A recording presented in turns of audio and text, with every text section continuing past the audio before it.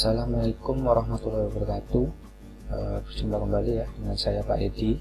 Di sini kita udah sampai di pertemuan keempat untuk mata pelajaran simulasi dan komunikasi digital.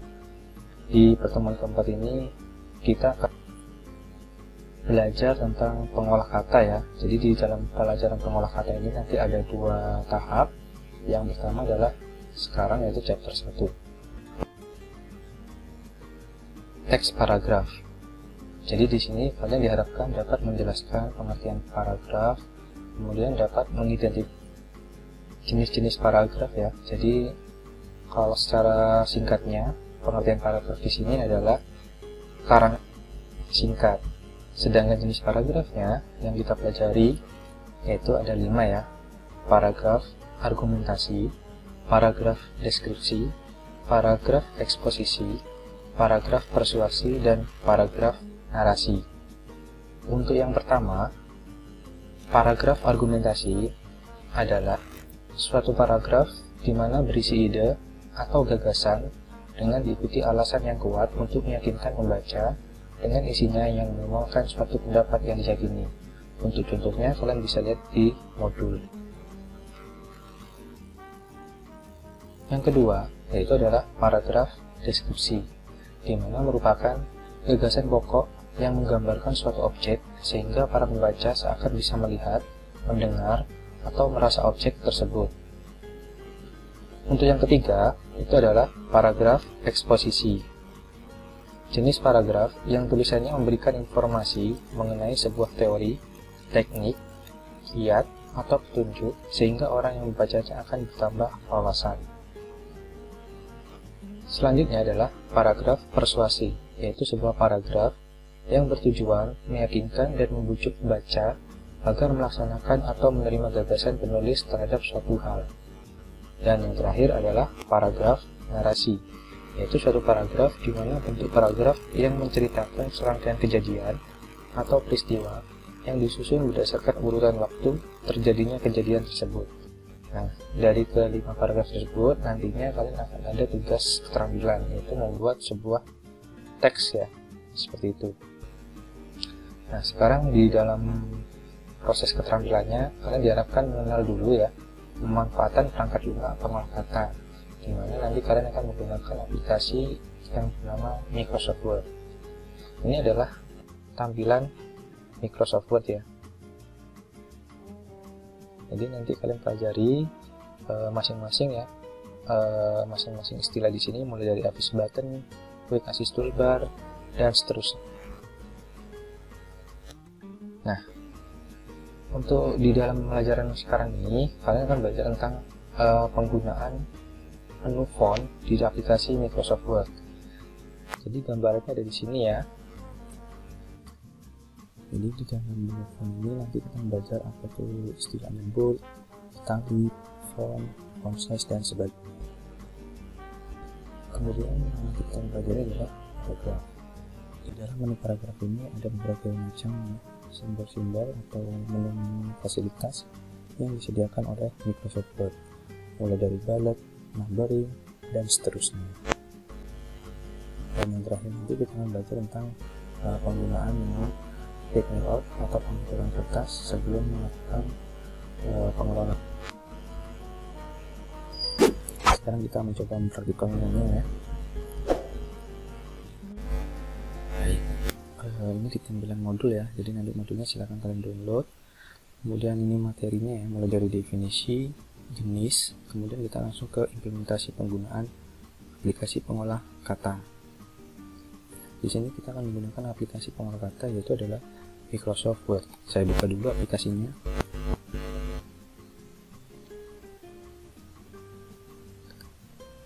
Nah, ini adalah tampilan awal lembar kerja Microsoft Word.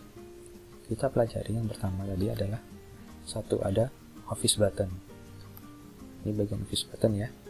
Kemudian ada lagi, jadi office button adalah menampilkan menu-menu mulai dari new, open, save as, dan sebagainya. Letaknya ada di sini ya, atau di menu file. Ini adalah office button. Kemudian selanjutnya adalah quick access toolbar. Manakah quick access toolbar? Dimana di sini disebutkan berisi tombol-tombol yang berfungsi sebagai alternatif penggunaan perintah yang sering digunakan. Jadi Quick Access Toolbar itu adalah bagian atas ini yang dinamakan Quick Access Toolbar. Jadi kita bisa melakukan perintah save, tinggal klik seperti ini. Nah, itu kegunaan dari Quick Access Toolbar. Sedangkan untuk title bar itu adalah judul untuk menampilkan judul atau nama file yang sedang aktif. Lokasinya adalah di bagian atas. Nah, ini adalah nama judul, defaultnya adalah dokumen 1. Kemudian ada lagi yang dinamakan tab menu atau menu bar, di mana berisi perintah-perintah sesuai nama setiap menu. Pada program aplikasi Microsoft Word terdapat beberapa direct menu ya, mulai dari file, edit, view, insert, dan sebagainya. Jadi untuk menu bar adalah bagian ini ya. Nah, ini ada file, home, insert, design, layout, dan seterusnya. Itu adalah bagian menu bar. Untuk ribbon ya, itu adalah berisi perintah-perintah khusus yang merupakan submenu dari menu bar. Jadi ini merupakan submenu ya, submenu maksud saya. Jadi misalkan saya pilih menu insert, maka ribbon itu adalah yang ini. Jadi mulai dari menu-menu yang sudah disediakan, ini adalah namanya ribbon. Sedang untuk menu desain, itu submenunya ini. Jadi masing-masing menu itu mempunyai submenu, dimana dinamakan ribbon ya. Oke, kemudian untuk minimize button ya, minimize button itu untuk mengecilkan atau menyembunyikan tampilan lembar kerja. Jadi minimize button itu yang ini, untuk mengecilkan tampilan lembar kerja. Kemudian ada lagi maximize button, jelas ya, untuk memaksimalkan atau menampilkan tampilan lembar kerja. Ruler itu berfungsi untuk mempermudah melakukan pengaturan letak halaman. Ruler itu ada posisinya di bagian menu view dan ruler. Kalau belum muncul ruler atau dalam bahasa Indonesia itu penggaris ya, itu adalah dipilih checklist pada bagian ruler. Nah, jadi mengatur tata letak halaman. Ada lagi page number, menunjukkan halaman yang sedang kita buka. Itu posisinya ada di bagian bawah. Di sini terlihat ya, muncul page 1 of 1. Jadi dari halaman 1 terhadap dokumen hanya satu halaman. Jadi nanti kalau muncul page 1 of 5 berarti ada 5 halaman dan posisi kita ada di page 1 atau di halaman pertama. Kemudian ada lagi number of rows, menampilkan jumlah halaman, kata, huruf, tanpa spasi, huruf dan spasi, paragraf dan baris. Lokasinya ada di sini. Nah, ini adalah muncul mulai dari halaman, jumlah kata, jumlah karakter, tanpa spasi, dengan spasi, dan seterusnya. Itu adalah menu pada bagian number of words. Kemudian ada lagi status bar, berisikan baris horizontal yang memberikan informasi jendela, mulai dari print layout, full screen, dan seterusnya. Jadi status bar adalah pada bagian bawah ini. Ini adalah merupakan jenis status bar. Kemudian dokumen window itu adalah tempat di mana kita dapat mengetikkan teks atau naskah. Jadi dokumen window adalah bagian ini. Ini adalah bagian, saya ulangi, ini adalah bagian dokumen window yang dimana kita dapat melakukan pengetikan teks dan sebagainya. View button itu adalah pengaturan jenis tampilan dokumen mulai dari pilih layout, full screen reading, with layout, outline, dan draft. Posisinya adalah pada bagian bawah ini. Jadi di sini terdiri dari read mode, maka nanti posisinya dalam bentuk membaca. Print layout, maka tampilan yang akan dicetak akan dimunculkan di sini atau dalam bentuk web layout dan sebagainya. Zoom itu adalah mengatur besar tampilan lembar kerja. Posisinya ada di bagian bawah. Secara default itu bisa muncul 100%. Kalau kita klik tanda plus atau zoom in, maka dia semakin lebar atau membesar. Kalau kita pilih zoom out atau tanda minus, maka dia kurangnya lebih kecil. Oke. Nah, ada horizontal scroll bar dan vertical scroll bar. Fungsinya untuk melihat data. Kalau yang horizontal itu melihat surat kerjanya lebih ke arah kanan ke kiri, sedangkan vertikal untuk melihat lembar kerja atas bawah. Jadi yang horizontal itu adalah yang di bawahnya ya. Ini tidak kelihatan karena ukurannya sudah pas. Kalau udah kita besarkan maka kelihatan horizontalnya. Nah, ini adalah horizontal scroll bar. Sedangkan yang ini adalah vertical scroll bar. Oke, itulah menu-menu dasar elemen pada Microsoft Word. Kita scroll ke bawah. Nah, sekarang kita mengenal font. Jadi kelompok font itu adalah jelas di sini ya. Kelompok tombol-tombol perintah yang berhubungan tentang pengaturan teks ya. Jadi pengaturan teks ini ada banyak ya, bisa jadi jenis font, ukuran font, atau warna. Ada tombol-tombol khusus ya untuk mencetak tebal, tipis maupun miring, menggaris bawahi sebuah kata, mencoret kata, membesarkan dan memperkecil huruf. Jadi intinya kita akan pelajari hal-hal ini. Sekarang saya mau praktekkan yang pertama, yaitu font, menemukan jenis huruf. Misalkan saya punya tulisan, simulasi, dan komunikasi digital. Saya pilih menu home, saya blok. Ini adalah menu pada bagian font. Jadi kita bisa memilih bentuk fonts, itu ada di bagian fonts. Jadi saya ulangi ya, menu font ini adalah untuk mengatur jenis font yang kita gunakan, misalkan seperti ini. Nah, maka bentuk tampilan font atau teksnya itu berubah. Sedangkan yang kedua, font size itu menentukan ukuran huruf. Font size ada di bagian sebelahnya, yaitu ini ya. Nah, di sini kelihatan ini adalah menentukan ukuran huruf. Kita semakin besar, maka tulisannya akan semakin besar. Kalau semakin turun, maka akan mengecil. Secara default ukuran yang digunakan adalah 12. Jadi yang secara defaultnya kita gunakan ukuran 12. Ada lagi grow font dan ada shrink font. Kalau grow font itu membesarkan, kalau shrink font mengecilkan huruf. Dia mengecilkannya sesuai dengan pixel ya, nambah 1. Maka dia menjadi 14. Saya klik grow lagi atau increase font size, dia akan semakin besar. Kalau shrink font itu decrease font atau ya istilahnya dia mengecilkan teksnya lebih kecil. Jadi itu fungsi dari grow font dan shrink font. Untuk clear formatting itu menghapus format dari objek yang terpilih. Kalau ini belum ada efeknya, kita nggak bisa gunakan.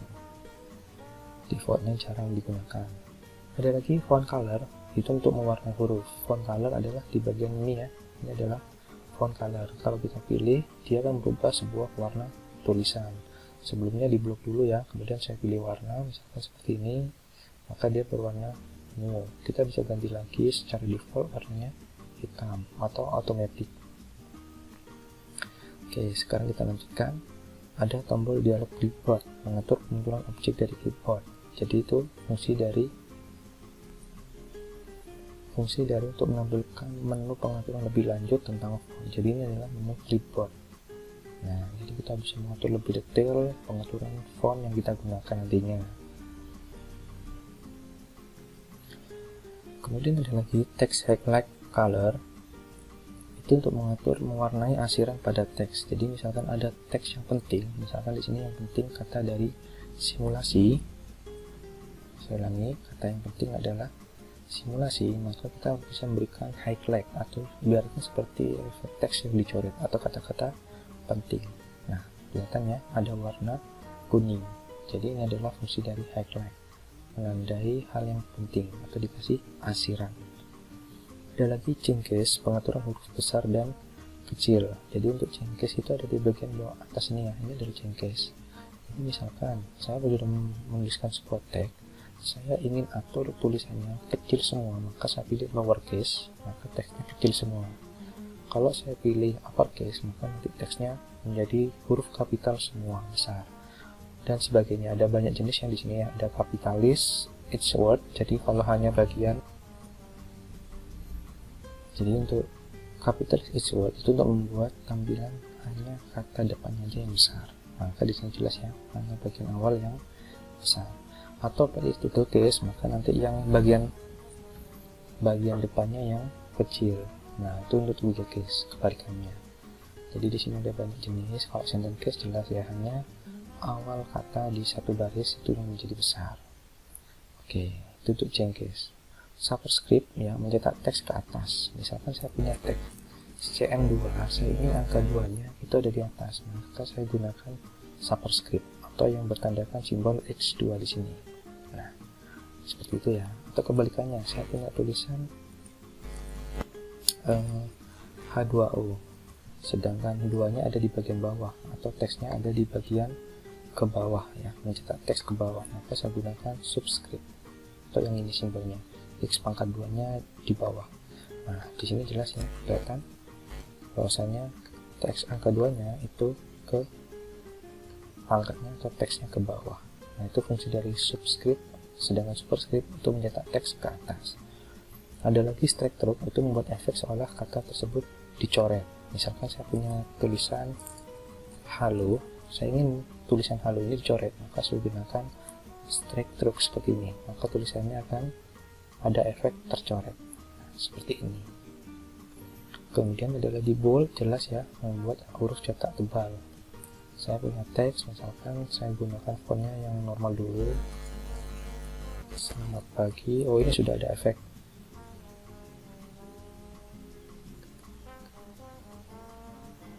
Ini ada efek coret ya. Saya hilangkan dulu untuk strike through-nya. Saya kasih efek bold. Ya, saya blok, saya kasih efek bold, maka dia tulisannya tebal. Sedangkan kalau yang italic, maka dia efeknya tulisannya miring. Sedangkan kalau saya kasih simbol O, underline, maka dia efeknya ada garis bawah di bawah. Nah, untuk underline sendiri kita bisa pilih jenisnya ya, mau underline tipenya bentuknya seperti apa garisnya, atau mungkin warna garis bawahnya tuh dikasih warna apa, itu bisa kita atur di sini. Nah, itulah penggunaan fungsi dari menu font. Silakan dicoba-coba, kemudian dipahami untuk teorinya ya. Di sini sudah ada contohnya ya penggunaannya. Nah, sekarang kita menuju ke bagian paragraf. Oke, sebelumnya saya mau menyediakan file paragraf terdahulu.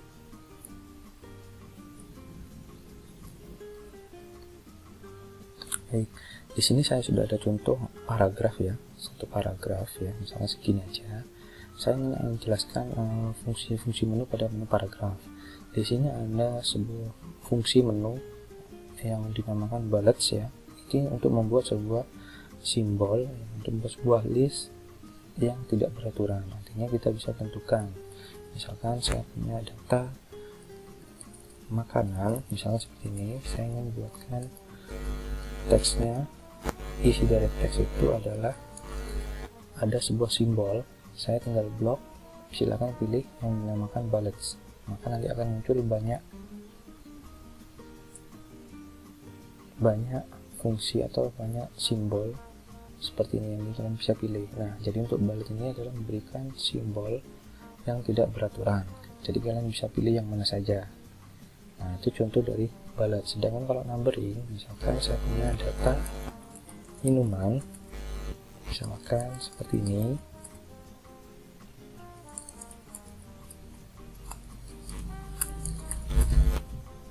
Nah, minuman ini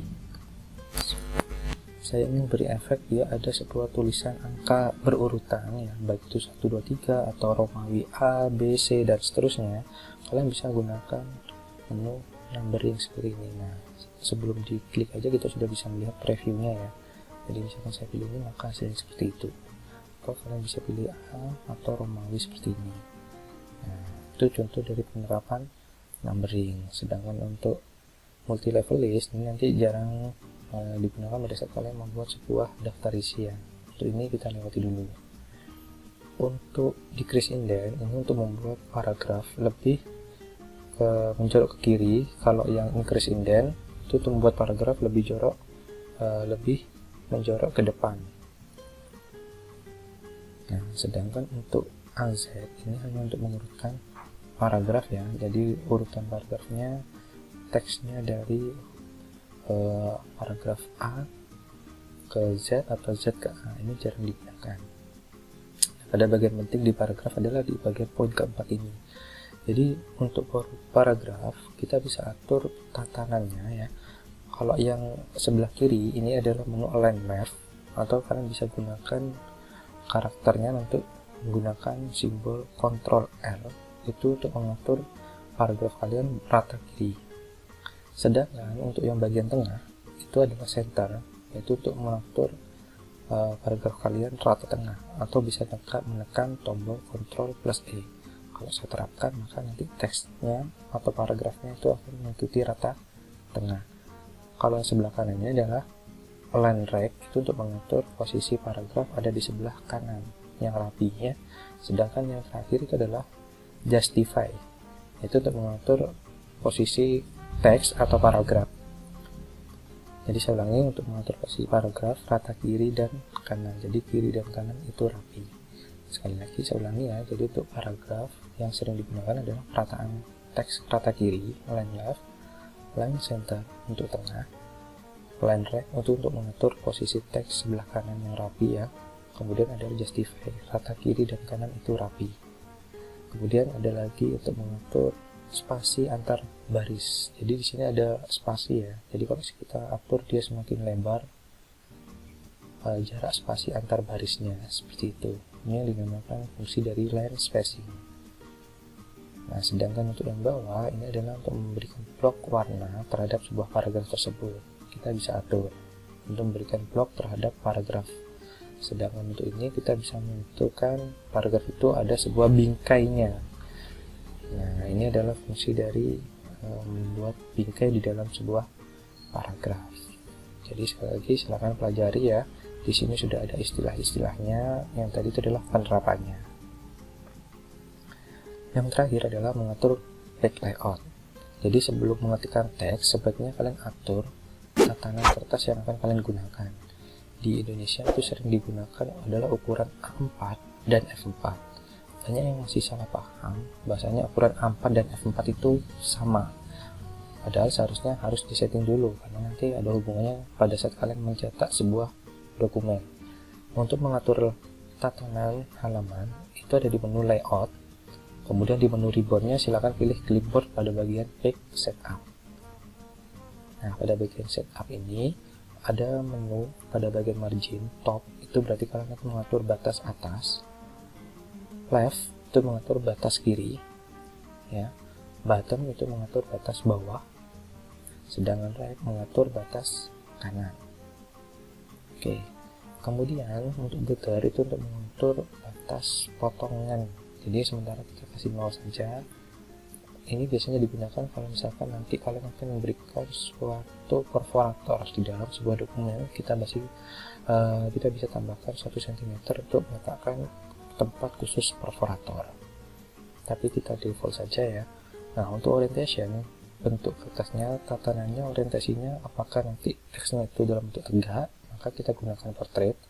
Kalau misalkan bentuknya mendatar, kita bisa menggunakan landscape. Nah, ini perbedaan tampilannya ya. Kalau landscape itu mendatar, sedangkan portrait itu kertasnya dalam bentuk tegak. Nah, ini beda-beda penting pada tab paper. Nah, secara default kita bisa tentukan ukuran kertas A4 ya, dimana ukuran A4 adalah 21 cm dan tingginya 29,7 cm. Sedangkan untuk F4 kalian harus atur manual dengan cara hanya ubah pada bagian tinggi, yaitu bisa diubah dengan ukuran 33. Nah, ini sudah hampir menyerupai kertas F4. Jadi kalau kalian ukur F4 itu harus ketikkan manual baru diklik OK. Nah, ini sudah jenis kertas F4. Begitulah cara mengatur kertas yang sering terlupakan pada saat kalian menggunakan kertas ukuran A4 dan F4. Oke. Cukup sekian ya materinya, dimana tadi pelajaran kalian adalah mulai mengenal dari deskripsi, macam-macam paragraf, pengertian paragraf, sampai implementasinya penggunaan menu font, kemudian menu paragraf. Setelah itu pengaturan layout kertas. Untuk pertemuan selanjutnya kita akan membahas detail lagi penggunaan menu-menu di dalam aplikasi Microsoft Word. Saya akhiri. Jika ada yang belum paham, silakan bertanya di Google Classroom atau melalui WA Group. Assalamualaikum warahmatullahi wabarakatuh.